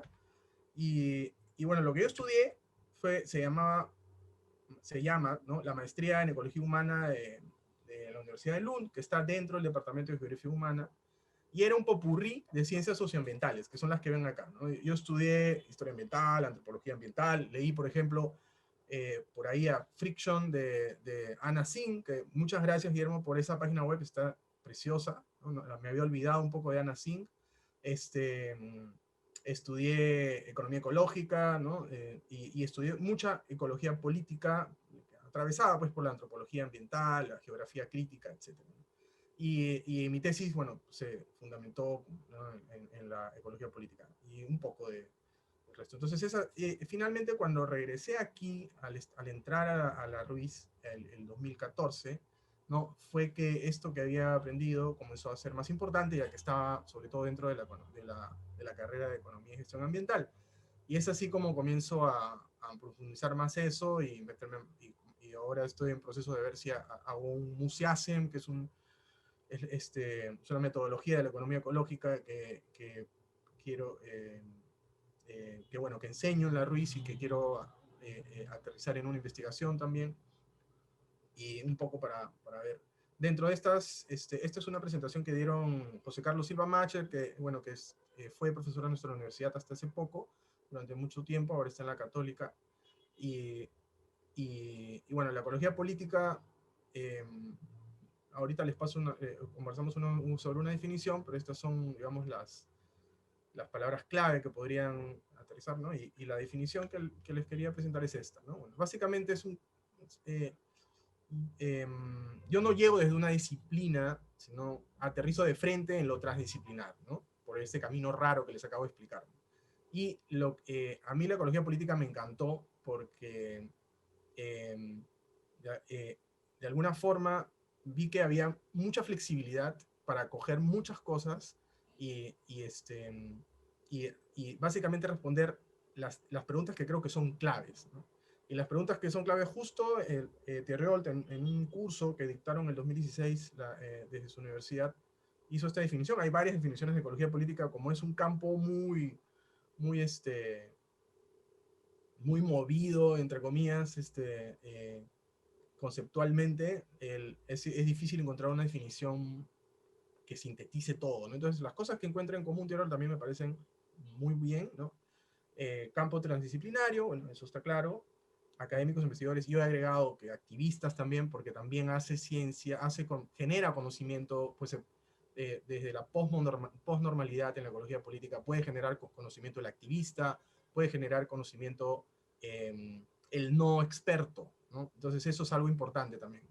Y bueno, tanto de las ciencias, bueno, dentro de lo que es la academia formal, ciencias sociales, humanidades y también ciencias naturales. Dentro de las ciencias sociales, donde están fuertes, están sobre todo geógrafos, antropólogos, sociólogos. Y las preguntas que les mencionaba eran estas, ¿no? ¿Cómo la política da forma a los problemas ambientales? Esa es una primera pregunta grande de la ecología política, que primero se contesta de una forma un poco estructuralista, ¿no? Sin embargo, luego comienza a evolucionar y ya hay una respuesta fuerte postestructuralista en la ecología política, y esto comienza a hacerla más sensible a lo complejo, ¿no? De hecho, al principio hay una buena entrada, porque una de las cosas que introduce muy bien la ecología política es la transescalaridad en el análisis, ¿no? La multiescalaridad, ¿no? Analizar varias escalas para un mismo problema, y eso evidencia relaciones de poder que hacen relaciones de poder alrededor de cambio ambiental. La otra pregunta importantísima es cómo las diferencias de poder dan forma a todos los aspectos de las relaciones de las personas con el medio ambiente, ¿no? Y eso de ahí está muy relacionado con la presentación anterior, ¿no? Cómo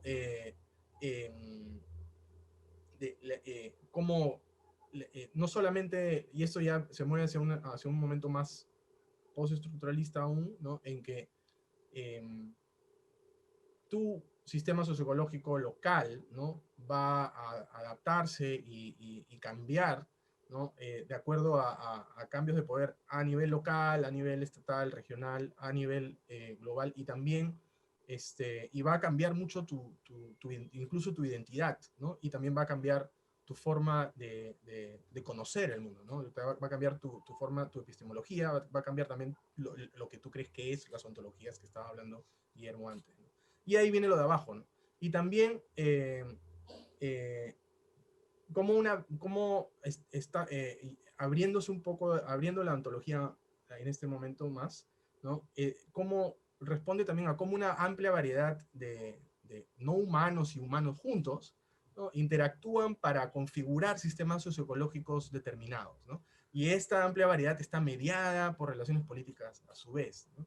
Y bueno, y esto de acá acompañado, por supuesto, situado, ¿no? Dentro de una tradición intelectual que sobre todo nutrida por el materialismo dialéctico de Marx, y luego hacia el postestructuralismo de las tradiciones del siglo XX, ¿no?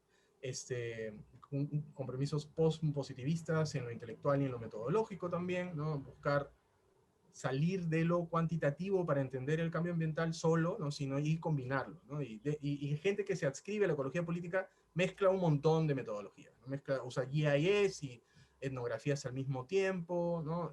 Incluso hay gente que mete estudios de emoción dentro de la ecología política, ¿no? Y también con un compromiso político, ¿no? Una normativa, digamos, de justicia social, ¿no? De buscar que los beneficios y los costos de los cambios ambientales estén bien distribuido, ¿no? Que es la única forma de encontrar sostenibilidad, según la posición de la mayoría de ecologistas políticos.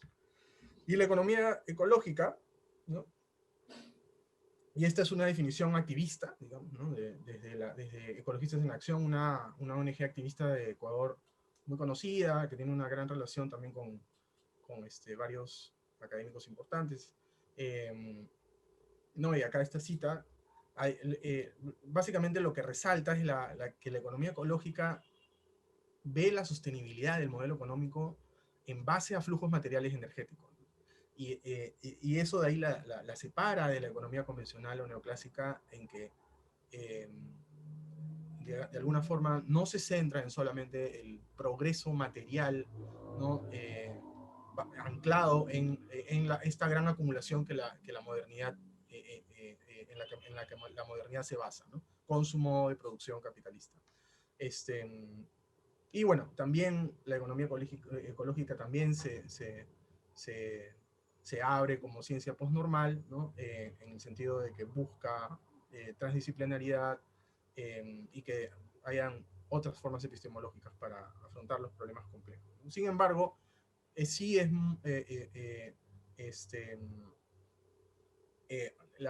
digamos, metodológicamente, lo cuantitativo tiene, por supuesto, mucho peso, ¿no? Y es un poco lo que de alguna forma yo busco mostrar en mi trabajo, ¿no? Ahora justo estoy en un momento crítico, ¿no? Estoy justo armando bases de datos, me metí un curso de R, y estoy así como en camisa de 11 varas con los Exceles, y ahí algo podré mostrar de eso, pero en inicio. Bueno, primero, la crisis ambiental, la crisis ecológica. como ya mencionó antes Guillermo, ¿no? El principal problema son los stocks enormes de energía fósil, ¿no? Adoptados en el siglo XIX en el marco de la expansión moderno capitalista que empezó en el siglo, a partir del siglo XV-XVI, ¿no? Y acá, bueno, esto al final ha acelerado absolutamente todo, ¿no? Toda la producción, todo eso ha generado que lleguemos a este antropoceno, a este capitoloceno, ¿no? En que en que hemos transformado el mundo a niveles que nos ponen en un gran reto, ¿no? Entonces, y no sabemos qué hubiera pasado, ¿no? Entonces, si es que no hubiéramos tenido eso, ¿no? O sea, porque cuando llegamos nosotros al siglo XIX, nosotros estábamos un poco ya presionados, ¿no? Esto de acá es una cosechadora de trigo, ¿no? En medio oeste de Estados Unidos, a principios del siglo XX, temprano en el siglo XX, y por supuesto y aquí ya ves que ya hay una gran presión, ¿no? Entonces ya hay un gran empuje a partir de los procesos de acumulación que por ejemplo Eric Wolf presentó muy bien en su libro Europa y la gente sin historia, ¿no? Cómo estos procesos de acumulación que iniciaron con la expansión europea en el siglo XVI llevaron a un empuje de acumulación muy grande en la modernidad. Y se encontró con el secreto para lograrlo, ¿no? Se encuentra habíamos estado hasta ese momento alineados más o menos en los ciclos biogeológicos, desalineándonos y corrigiéndonos durante 8.000 años de agricultura, pero cuando encontramos los stocks energéticos de la energía fósil, ya todo acabó, ¿no? Antes acá, en este momento, teníamos que poner 1/3 de la tierra para poder alimentar a estos animales, para poder permitirnos seguir extrayendo energía del suelo, ¿no? Teníamos que destinar la mitad del suelo a ellos, a estas mulas, para poder mantener esos flujos. Pero luego nos encontramos con la lotería y estamos en una especie de gran fiesta energética de 100 y pico de años, que parece que se va a acabar de golpe y va a ser una resaca terrible, ¿no?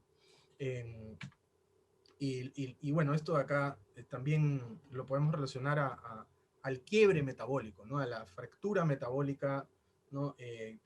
Descubierta desde el capital y el Grundrisse de Marx, ¿no? Por Bellamy Foster, y luego trabajado también por otros, incluidos Jason Moore, ¿no? Y lo que hemos estado haciendo, ¿no?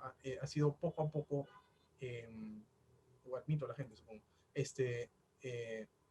moviendo nutrientes, acumulando nutrientes desde el campo, entre comillas, desde la naturaleza, desde los espacios menos humanizados y humanizando más espacios, ¿no? Entonces acá se puede ver un poco la diferencia de tamaño, ¿no? De cada bola, ¿no? Y cada vez generando más y más residuos. Y esto de acá en el marco de un proceso de cambio en la economía política, ¿no? En que los centros de poder van migrando, ¿no? Y van consolidándose. Ahora tenemos pues y lo que hemos pasado de utilizar energía endosomática, que antes todo, bueno, el 90% de la energía que se usaba para sostener el metabolismo social humano era endosomático dentro del cuerpo humano, venía de la energía de la gente. Ni siquiera los animales y los molinos de viento eran muy importantes, era una cosa minoritaria, ¿no? Solamente máximo 10% de la energía estaba viniendo de molinos y de animales. Y pasamos a esto, ¿no? Comenzamos a necesitar mucho menos tierra porque ya no teníamos que alimentar tantos animales, tanta gente para fuerza muscular, y comenzamos a dispararnos en población y a disparar el uso de combustibles fósiles, ¿no? Y esto ha llevado a que nos pase esto, ¿no? Acá tenemos la biomasa, ¿no? Total, esto es solamente en carbón, no tiene agua, ¿no? Acá estamos los humanos, hemos superado los nemátodos, que están, bueno, están mucho más tiempo que nosotros aquí, ¿no? Están por lo menos unos 400.000, unos ¿cuánto será? 400.000 millones de años, no, 4.000 millones de años la Tierra, 400 millones de años deben tener los nemátodos, nosotros ya los pasamos a los nemátodos. Y nuestros amigos, ¿no? Las vacas, el animal de peso significativo más abundante del mundo, que es el pollo, ¿no? Aquí está presente, ¿no? Es también bastante grande. Y miren los mamíferos y las aves salvajes, ¿no? Son una proporción muy pequeña. Esto de acá es la muestra más grande que tenemos de los cambios que hemos realizado, ¿no? Es en masa, ¿no? Esto es lo que busca, lo que de alguna forma le presta atención a la economía ecológica. Acá podemos ver la cantidad de biomasa de los animales salvajes, 50.000 años antes de la extinción de la megafauna, probablemente en manos de seres humanos, y luego justo antes de la agricultura, y miren ahora, ¿no? Y esta es la biomasa humana, la biomasa de los animales, y vamos a ese punto. Y además ahora las cosas, ¿cuánto pesan las cosas? Lo no orgánico, ¿no? Lo no orgánico también pesa un montón. Antes no pesaba casi nada, ¿no? Antes de que descubriéramos la agricultura sobre todo, y ahora pesa en estos órdenes. Son números que muchos supongo que ni siquiera podemos leer, ¿no? 30 billones, ¿no? Versus 6 billones, ¿no? del peso de la biosfera. O sea, la tecnosfera está pesando más que la biosfera. Bien. Y bueno, estamos llegando a riesgos enormes sobre todo ya tenemos riesgos alimentarios altos, ya ¿no? Ya estamos con el aumento de temperatura que tenemos por el cambio climático, ya estamos entrando a un momento de urgencia de cambio de la ecología mundo, como lo plantea Moore, ¿no? Este es el número de eventos extremos, ¿no? Como pueden ver, aumentan notoriamente, ¿no? Las sequías, inundaciones, y al mismo tiempo tenemos que, para ponernos de acuerdo, ¿no? Va a ser un poco difícil porque tenemos estos problemas acá, ¿no? En que la acumulación de riqueza, que está de mano de la acumulación de poder, ¿no? Que influye enormemente en nuestras posibilidades de tomar decisiones colectivas, como se ha planteado antes, nos pone en problemas, ¿no? Probablemente, ojalá que esto a su vez sea una oportunidad, ¿no? Si es tan extremo la acumulación de poder en el mundo, que probablemente eso tenga una respuesta colectiva fuerte que genere el cambio necesario. Y bueno, esto acá un poco acentuando lo que ya había dicho antes, ¿no? Hay 3 momentos en los que de alguna forma hemos cambiado, probablemente 2, probablemente 3, en lo que hemos cambiado significativamente nuestra relación con los sistemas biogeofísicos, y es en la revolución paleolítica, cuando tienes este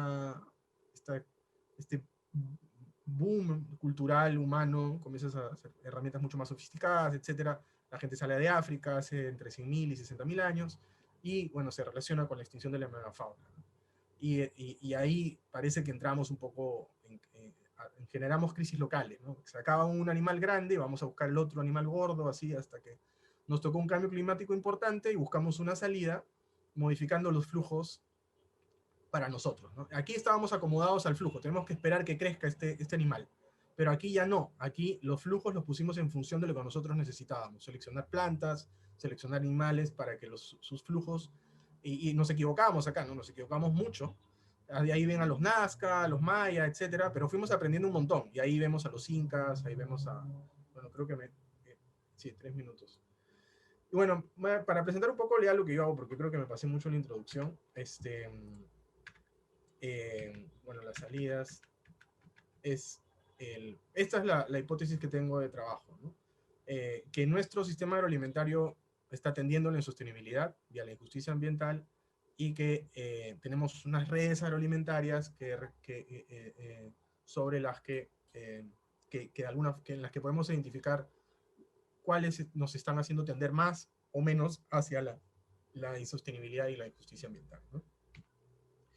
Y eso está relacionado con cambios en la dieta, cambios globales en los sistemas agroalimentarios. Esta de acá es cómo estamos consumiendo mucho más proteína animal en todo el mundo, y mucha más proteína de la que necesitamos, sobre todo. y los efectos ambientales que eso tiene, ¿no? El uso, aquí para este lado pueden ver las proteínas basadas en animales, los fuertes impactos que tienen en clima, ¿no? Amarillo, en agua y en uso de suelo, ¿no? Pues, esta de acá es carne, lácteos, pollo, y acá están menestras, raíces, maíz, arroz, trigo. Y en el Perú, bueno, estamos cada vez vinculándonos más a eso. Una señal de eso es, esto ya es información secundaria, pero es como, por ejemplo, estamos consumiendo mucho más alimentos ultraprocesados, enganchados a commodities comodín, enganchados a cada vez más, más proteína animal también, más azúcares, más monocultivos transgénicos, ¿no? Estos cultivos como, bueno, palma aceitera, maíz, soya, etc.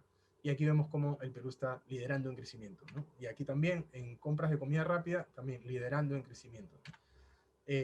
Nuestro modelo nuestro sistema agroalimentario, acá se ve también, la producción, las siembras para consumo humano, en tendencia en declive, y lo de consumo industrial aumenta. Y esto ya son datos para Perú. Aquí podemos ver los aumentos, el porcentaje de aumentos importados, ¿no? De lípidos, vegetales y animales, sobre todo de cereales, ¿no? Que están vinculados a monocultivos, sobre todo, ¿no? Del 98, como, el porcentaje, miren cómo ha cambiado, ¿no? Hay un poco más de porcentaje en el 2007, y hay un aumento, ¿no?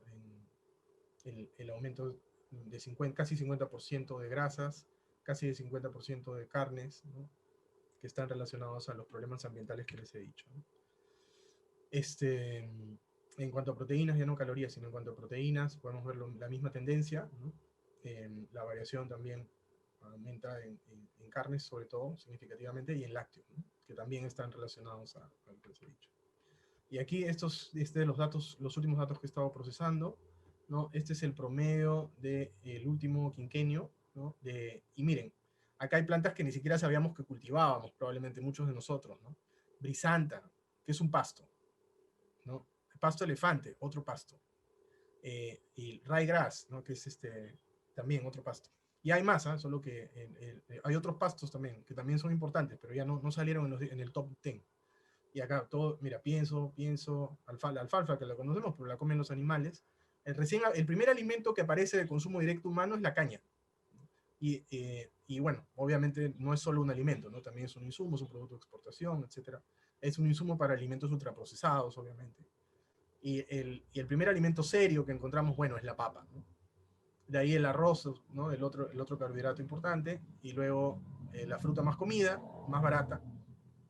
Y al final el maíz, que es las dos cosas, ¿no? Que es alimento y pienso, pero sobre todo pienso, ¿no? Para el pollo.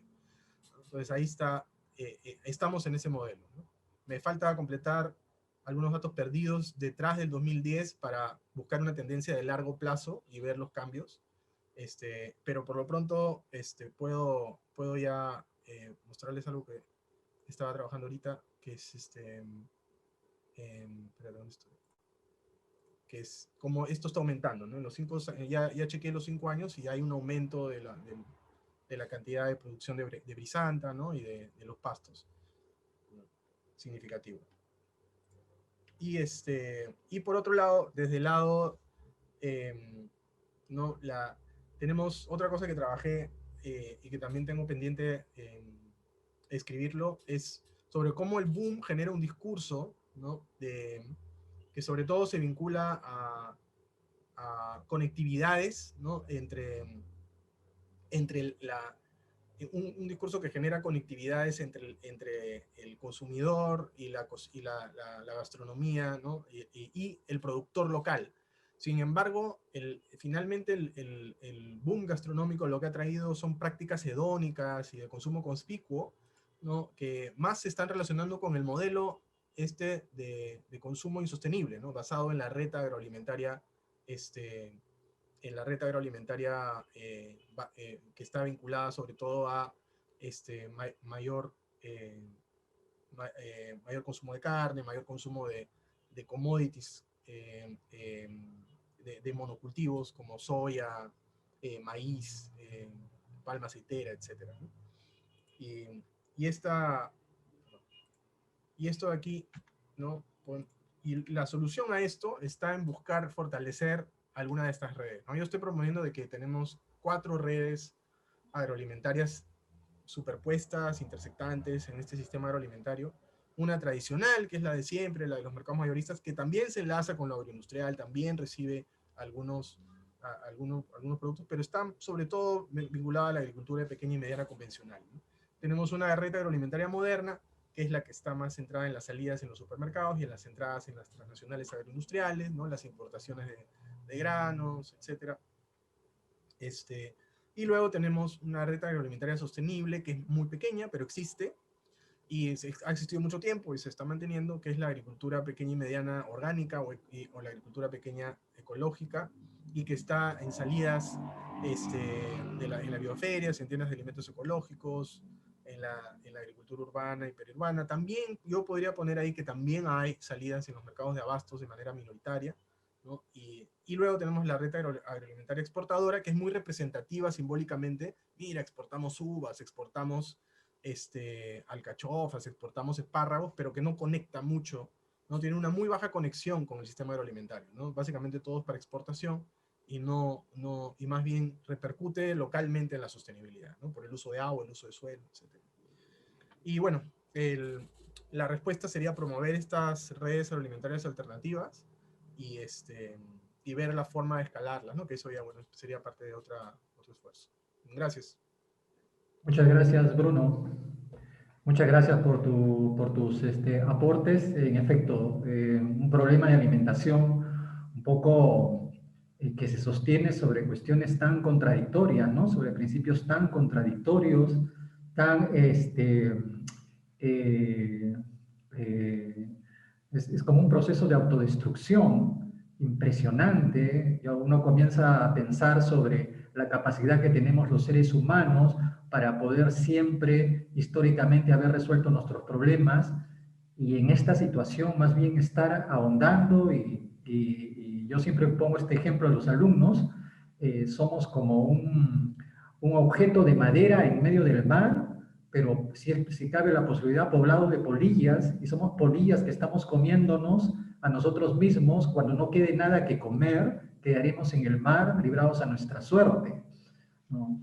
Así que creo que los datos que pones, la investigación que estás haciendo, nos plantea una cuestión muy urgente. Ya la urgencia, tu ponencia pone el lado de la urgencia, ¿no? Y ese es el problema. Por eso este problema es tan complejo, entre tratar de comprender la profundidad de nuestra relación con los otros seres vivientes, pero a la vez acelerar en las acciones, porque este problema es rapidísimo, ¿no?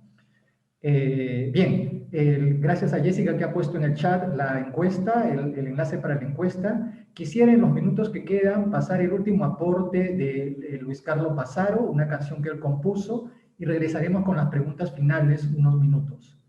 Así que si Jessica nos puede ayudar.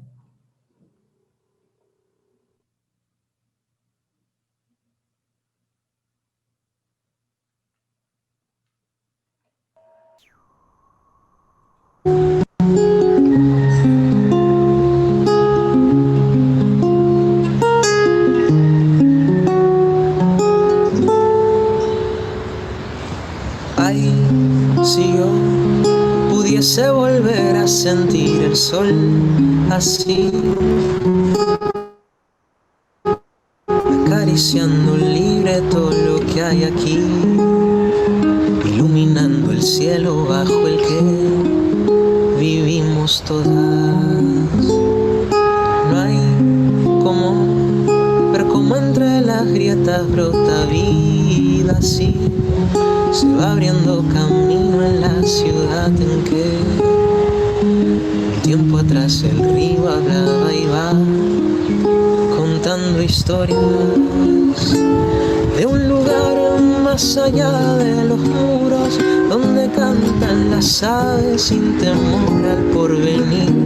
Tan fugaz es existir que parece una mentira que nos pasemos la vida sin saber vivir.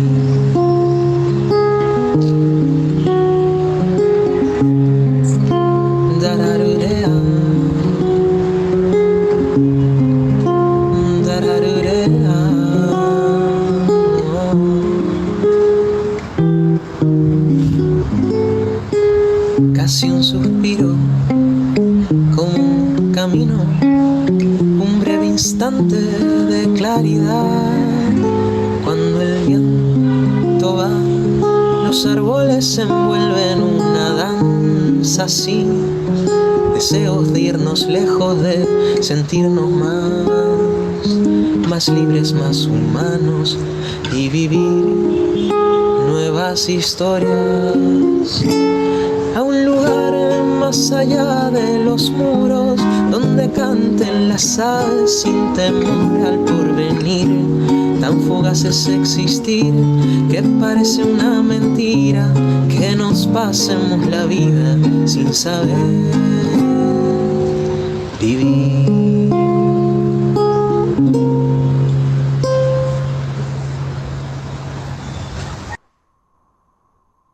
Muchas gracias, muchas gracias. Bien, increíblemente nos hemos consumido las 2 horas que tenemos, nos quedamos con las preguntas. De todas maneras, yo estas preguntas las pasaré, algunas a los ponentes. Yo solamente quisiera decir, antes de la foto final, que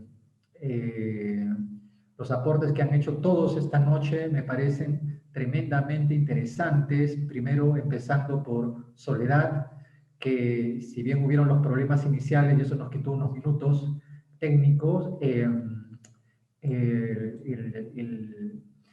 tema de que en realidad lo ecológico está amarrado con lo político es una cuestión fundamental. Hay la pretensión de ser ecológicos, desprovistos de toda opción política, cosa que en la visión de Soledad esto no es posible, y yo estoy de acuerdo con ella.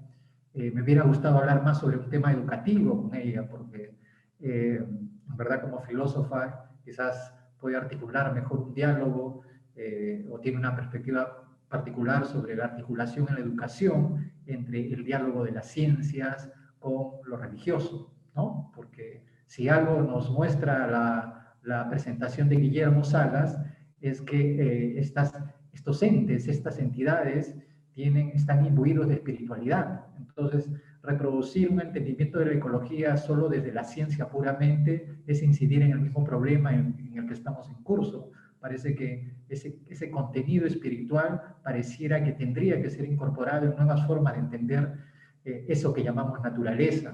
En ese sentido, creo que el aporte de la filosofía sería muy interesante para reflexionarlo, pensarlo y problematizarlo. Gracias también a Guillermo Sala por su exposición interesante, por su trabajo en la comunidad que nos presentó en el sur. Y sí, hay un problema ontológico de base que creo que cumple perfectamente con el propósito de esta reunión, que eran las raíces. Para entender los problemas ecológicos actuales hay que ir a un tema de comprensión y de construcción de realidades, o más bien yendo hacia atrás, de construcción de realidades para entenderlas. En un país pluricultural como el Perú esto es urgente. Y el aporte de Bruno Portillo con la actualidad de los datos que nos ha presentado, que hace urgente incorporarlos dentro de políticas concretas. Estamos en una situación política bastante, ¿verdad?, complicada, activa, bastante retadora. Se habla incluso de cambio de la Constitución o de reforma de la Constitución, y entonces, digamos, todas estas urgencias ecológicas con sus trasfondos de largo plazo seguramente que también tienen que ser incorporadas en esta discusión de alguna u otra manera, y los especialistas en ecología política tendrían que hacer allí aportes importantes. A los chicos que han presentado sus aportes, entiendo que esta reunión de hoy va a ser luego circulada en las redes, es decir, ha sido grabada, de manera que ojalá podamos hacer alguna edición para que los aportes artísticos, sobre todo el primero, el de Micaela Valdivia, puedan observarse mejor, tener mejor calidad, porque como vi en el chat, creo que ha cumplido también su rol en generar no solo una reflexión sobre estos problemas, sino también un sentimiento sobre cuestiones muy concretas como la familia, la comida, el sol, o ahora, como Luis Carlos Pazaro terminaba diciendo, finalmente de qué se trata vivir, finalmente qué cosa es la vida, que de eso se trata porque somos una entidad compleja biológica. Entonces les agradezco a todos, les pido que enciendan sus cámaras, me dice Jessica, todos para tomarnos una fotografía, que es más o menos el programa que están siguiendo todas las reuniones. Entonces, me reitero mis agradecimientos enormes a nuestros panelistas, a los asistentes y también mis disculpas por el tiempo corto que nos ha quedado, pero eso indica que ha estado muy sustancioso. Espero la reunión nuestra. Muchas gracias y entonces...